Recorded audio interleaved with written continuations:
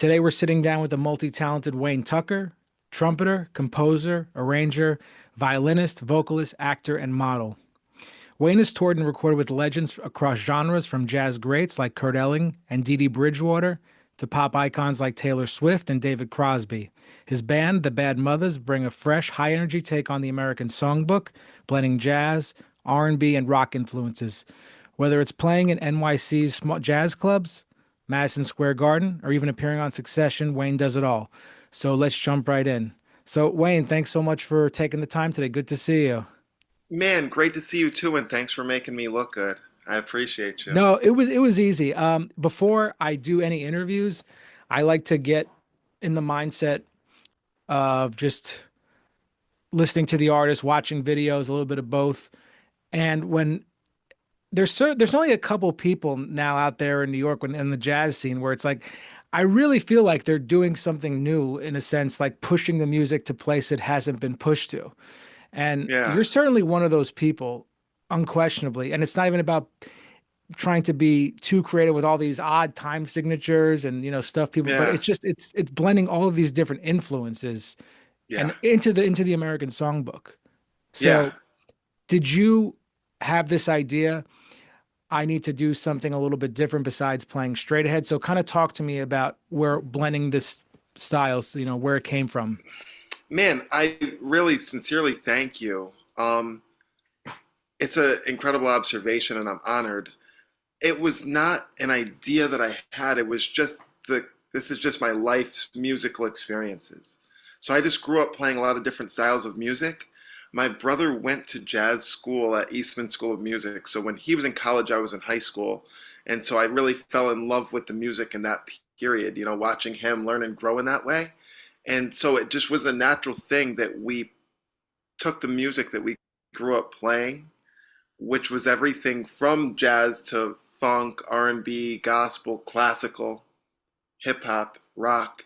We just took all those things that we grew up hearing, while you walk down the street or when you're playing, with your friends or something, and put that, just put our own stamp on it in the way of not being afraid to let whatever influences we had blend into that music. Because I think sometimes when you go to conservatory, it's not that it was so strict for me. Like just for me personally, I didn't find it so strict, but I think a lot of people find it strict and restraining, and I just didn't allow that to happen to myself. I just played the music that I loved always.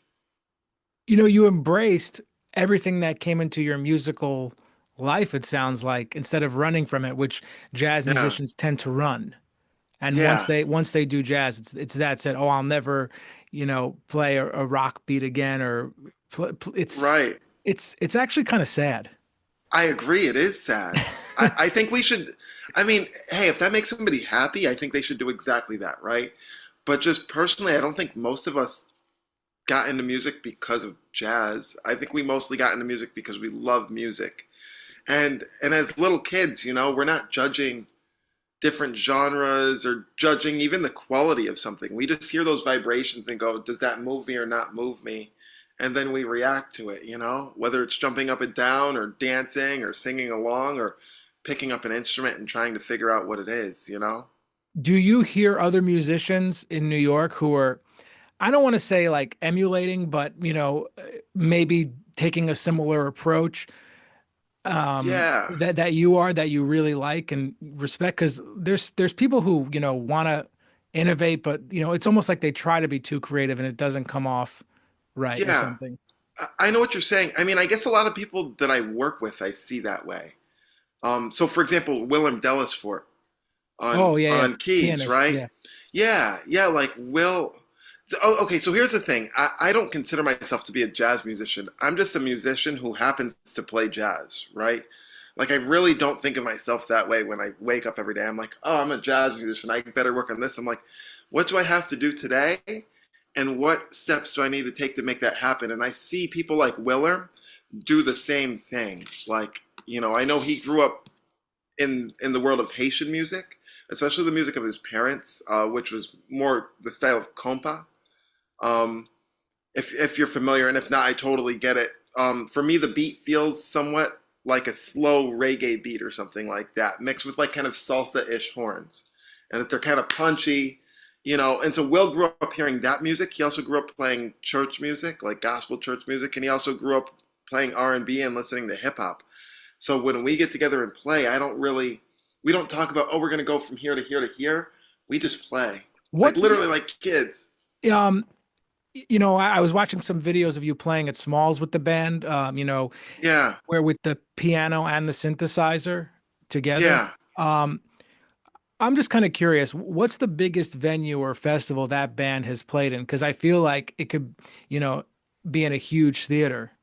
Man, I feel the same way. To be honest with you, that's something that I need to work on myself. To like, I've been sending tons of emails to make that happen. But What's the biggest one as far as numbers? I'm just oh, kind of, I mean, not that we're trying to say like, oh, like this is no, what. it's a good question. I haven't ever really thought about it, but we play at the New York State Fair every year. We played the Syracuse Jazz Fest this Oh, past great, year. We've played some other like regional like jazz or like world music festivals. beautiful. But my aim is to play something I'm hopeful to get into the Montreal Jazz Festival this year. I happen to know the festival director; he's a friend of mine. But as a friend, I don't demand that I play there or something, you know. But so just for example, that's one place that like I've hoped and I've said, okay, if we can get into that festival, that would really be the thing for us, you know. But Yeah. Well, that's a good. I should reach out to them too about covering some stuff or doing some interviews. At least yeah, in conjunction. I mean, I'm sure they have plenty of people to do it, but that's another thing I'm trying to to do. Not just not play, just like get more involved in the interview aspects of those things. And yeah. people want to That, hear us speak, which is what I no, want. definitely, man. Man, I remember being that kid watching, you know, these musicians that I loved, watching every interview of theirs. Like I still do. I still watch interviews of Roy Hargrove or Miles Davis or Herbie Hancock or whomever, you know? Yeah. There definitely needs to be I love that content as well. You could almost watch those interviews like they're movies. Like I've watched like this one interview with Hmm. Pat Martino. It's like a couple hour. I probably watched it like at least five times, you know? Yeah. Yeah, yeah. No, I get it, man. Like really. You know what I actually just was watching, which is not an interview, but it was amazing. And of course now I'm spacing. Um, there's a rapper about just a little over 40 years old who's going to start teaching at MIT. Profound rapper. I will find it. I'll find it as we're on here. I don't know why his name just slipped my mind, but he's adjacent to the jazz scene and Okay. he hangs in the scene, but he's popular and he's going to start teaching a course called Rap and Theory or something like that at MIT. And I watched the introductory course. It was 2 hours long, and you know, just to see how someone's mind works or the things that they're thinking about. Like I don't know. I think that people like us who are sitting here on a podcast, you know, would be into something like that. But I think a lot of people are into something like Well, that. I So love how you said how that person's mind works. I was on the phone with my friend yesterday and we were just talking about improvisation. This is one of my closest we see it so differently, just the way we think. Like he thinks yeah. he thinks about scales, but I think about shapes. Do you find that when Oh, you talk to different trumpeters about this thing or this technique that there's some things that are only unique to you and the way you approach the instrument? yes. Like your I own think system, I'm saying, if you could share a little bit about that. yes, And you yes. can go into that as far as you want. Man. Okay. Oh, and by the way, I found the rappers Lupe Fiasco, Okay. Okay. Chicago. Yeah, yeah. But anyways, man, my like just with the trumpet itself, not talking about music, but just the trumpet, I feel like that's something that I am constantly refining and open to changing how I think about it. So for example, I used to think, oh, when you breathe, you want to have a low sound, almost Darth Vader-ish when you breathe in. Now I actually think, no, you actually want it to be a silent sound when you breathe in. And this is just from I've studied with so many people over many years. Like I Okay. still take lessons now. Who'd you study with over the years? If you don't mind Okay, me. so my first teacher was a guy named Elliot Topalian who taught a lot of the trumpet players in Tower of Power, taught some classical trumpet players. He was really like, you know, a master of high notes and playing with power. The second person who I studied with seriously was a trumpet player named George Coble, who's a classical trumpet player who played in the New York Phil in the 90s, but he lived in my hometown, which is Syracuse, New York, when I was in high school. And he was a principal trumpet player in the symphony there. He just preferred to live there than to be in New York City. And so I got this, New York Philharmonic caliber classical instruction from a guy for $40 a lesson, which was incredible. So those were the first two. Then I studied with Scott Wendholt. I studied with Ray Vega, Jim Rotundi, John Faddis at SUNY Purchase. I got a little time with all of them. Then after school, the first person I studied with was Lori Frink, who she was known as a trumpet teaching guru. I've heard the name many times. Yeah, she taught at MSM and at NYU, but she also had some private students. And Lori could look at your face and see what you were doing wrong and go, you need to practice this. So she watched me play for 5 minutes and told me, you need to do these exercises for 45 minutes a day and then come back to me in a month. And I did that, and she goes, okay, cool, you're good with these half. These other ones, you need to keep doing them, and we need to add these other things. So I had a few lessons with her, and then she unexpectedly passed. She had cancer, but she wasn't really telling people, so we didn't know, or I would have been like over at her house every day. So that's probably why she wasn't telling people. Right. So yeah, there was Lori Frank, who was amazing. In the past few years, I've studied with a great lead trumpet player named Brian Davis, another great lead trumpet player, Kai Sandoval, Nick Marchione, Freddie Hendricks. Oh, Freddie, I know Freddie. Yeah. Yeah, Freddie's great, man. And I feel like I must be missing somebody. But I've been studying with Bobby Shu these days. And Bobby is 83 years old and lives in Albuquerque, New Mexico. He got his start touring with big bands. He was in the LA studio scene. He was the MD for Tom Jones. And he tours and gives a lot of clinics. And literally, Bobby is 83 and can still play the horn. And that's why I study with him. He was a protege of Maynard Ferguson. And Maynard was an expert in air. He went to India to study with yogis, like with yoga gurus, Maynard Ferguson did. And so Bobby learned those lessons from him. Bobby's an expert in anatomy and physics of sound. So he teaches you how to produce the easiest sound possible. So for example, Bobby says, spit 1 grain of rice off the tip of your tongue. And that's how you start a note. A lot of people are going, Bobby says, no.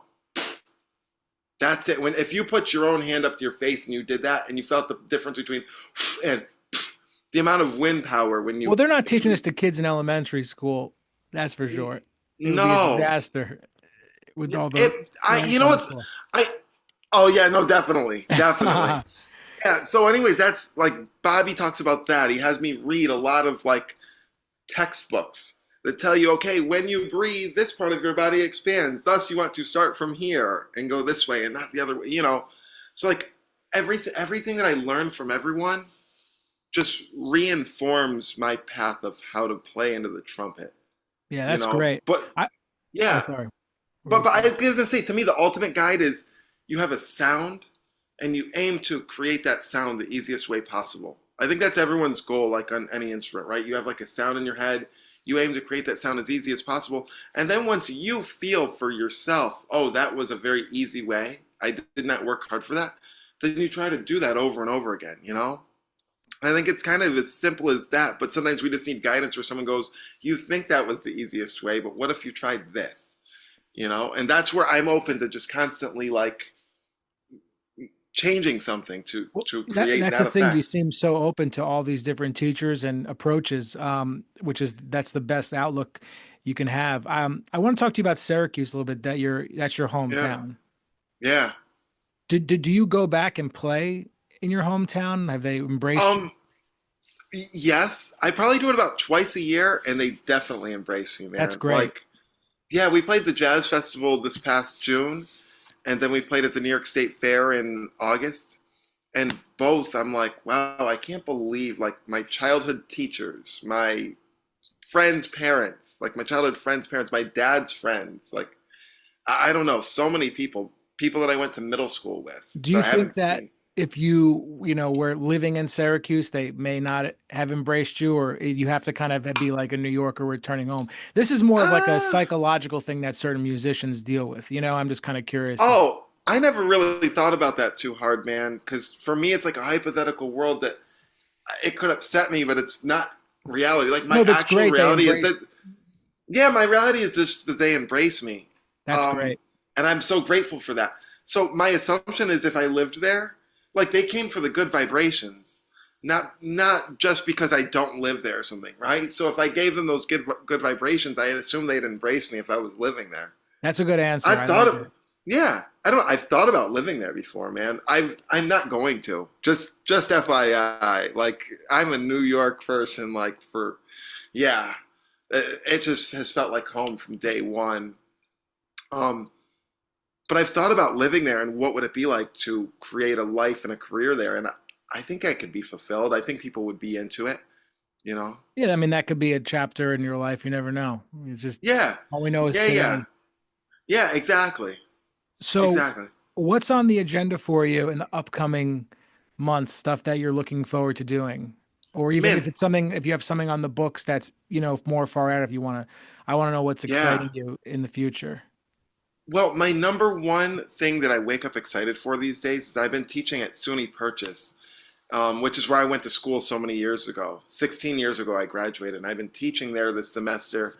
And my students are kind, humble, loving, supportive of each other, hardworking, focused, inspired, right? So I wake up every day excited to work towards enriching their lives.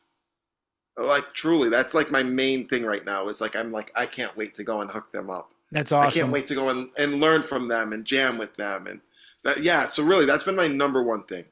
Besides that, I'm writing an album, a musical album for the comedian Josh Johnson, if you're familiar with him. He's on the Um, Daily Show. okay, yeah, Yeah. probably have seen him if Anyways, I saw him like a yeah, video. yeah, and it's all good. So I'm making an album for him. I'm producing an album for the singer Queen Esther. I am having an album produced for me that I played with a live band, and then I hired a couple friends, both great drummers and producers, Genghis Don and John Lumpkin, to produce some tracks on that for me. So that's coming out soon. And then me and the pianist Addison Fry, we produced an album like at our homes, like basically together of my music. That'll come out very soon as well. So basically, working on 4 albums. I have a book coming out that I wrote, 100 Musical Thoughts. That just happened on accident. I just started writing some musical thoughts, thinking to myself, I know that people look at me and admire me and think that life is easy and music is easy for me, but I just want people to know where my actual head is at and that whatever their struggle is, that it's valid and it's warranted and you know it and we all go through it. So I just started with that idea, and people started writing me and saying, "We love this. Would you write a book?" So the book is done. Oh, I'm beautiful. gonna, yeah, I'm going to put it out probably the first week of May because a friend who's in PR set up a book release event at Noy House. It's going to be the first week in May. So we're just waiting for the actual confirmation of the date, but it will be the first week in May at Noy House for sure. So yeah, 4 albums, the book, teaching the students at Purchase. I know I haven't even talked about gigs, but like to be No, it's honest with just as you, important though what you're talking about. So, yeah, I was gonna say that's kind of the last thing on my mind. Like I have gigs Thursday through Sunday this week. Joe's Pub with Queen Esther on Thursday. A duo single, like a not an album release, but like a single release with one of my pianists, David Leinard, at his apartment Friday in Bed-Stuy. My band at the Roxy Hotel Saturday, my band at Club Groove Sunday. Then I'm going on a tour with the great pianist Ben Rosenblum, starting on the next Wednesday for a week in like the Vancouver area. I got 3 short things this month. Vancouver area, wedding gig in the Bahamas with a whoa. great with a great band that's actually based in London but has a lot of musicians from Atlanta. I'm one of the only New York people who goes and plays in it. But the musicians, like it's like the best, the cats who make the R&B and pop music that we're listening to every day. It's like I get to go play a wedding with those cats in the Bahamas, and then I'm bringing my band to Black Cat in San Francisco for a 4-day residency at the end of March. So, Oh, Michael was anyways, just yeah, telling me he's doing the same thing. He's going there also. See, it's just yeah, like everything lines yeah, up with the people, right? it absolutely. So, anyways, just to say, like, yeah, there's a lot of things going on, but I think these days I'm focused more on bigger projects, whether they're like tours or whether they are, releasing or producing albums, making the book, teaching the kids. So Well, really, just like yeah, big things to me. no, Wayne, before we finish up, I just want to talk to you about one more thing, if that's okay. Yeah, In the book, you're writing about 100 musical thoughts, yeah, and you're talking about it's not easy, and that everyone has their struggles. But the way you're hmm talking about all these things you're doing, you really, it sounds like you have incredible work ethic. So, yes. would you say the work ethic definitely can take some of the stress off of you if you're having some, Dude, struggles, just work? that's exactly how my mind works. I have a to-do list, and if I don't work on it, I feel anxiety. If I now could I chill for half a day if I had the day off, which is rare, but if I had the day off, I could chill for half a day and work on the to-do list for half the day.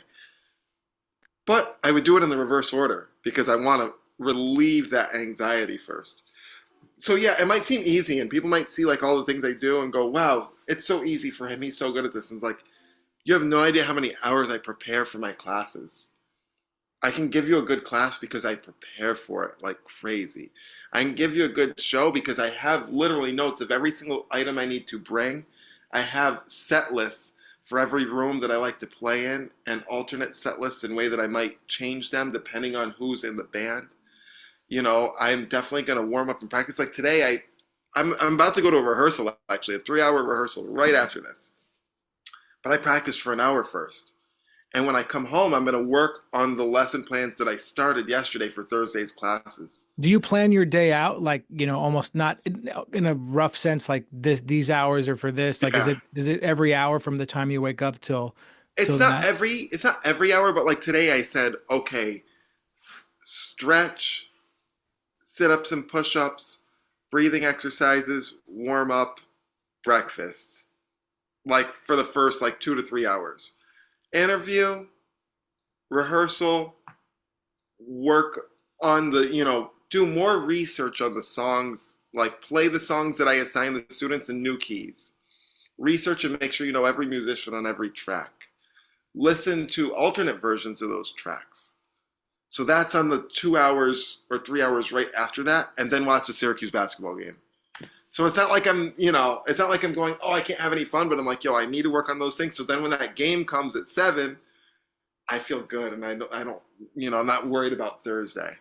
Now, this is great. I mean, I feel like even work ethic is a lost art form, especially with, the generations that are, yeah. I mean, you and I are, I think, probably around the same age. Are you in your Yeah, 30s? yeah, I'm 38. Yep, Okay, so I'm almost 38. So yeah, it's yeah, just the work ethic is hopefully it's maintained, but I feel like our generation is just that work ethic is really strong still. yeah, absolutely, man. I will tell you though, my college students have it. Well, purchase is no joke. I mean, I was talking to Ralph Exactly. Olama, and they don't let anybody in.